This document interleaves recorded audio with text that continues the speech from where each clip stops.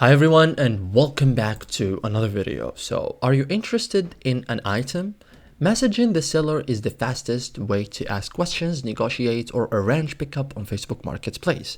In this guide, I will show you step by step how to message a seller on Facebook Marketplace in 2026 cleanly, correctly, and like a pro. So first thing first, what's messaging a seller means? So messaging allows you to confirm availability, ask about condition, negotiate price, schedule pickup, and clarify shipping details. So good communication increases your chances. So now first thing you have to do is open the Facebook application and tap the Marketplace icon here at the bottom. On desktop, on the other hand, click Marketplace from the left sidebar. Okay. So now search for the item. For example, let's choose this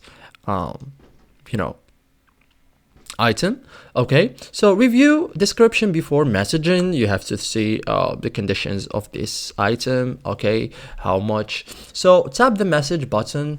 Okay, as you can see here, a pre-filled message may appear. You can send the default message or edit it before sending. So customize your message for better results. Okay, for example, good message example: hi, is this still available? I can pick up today. Or is the price negotiable? Or any stretched or defects? Okay, be polite and direct.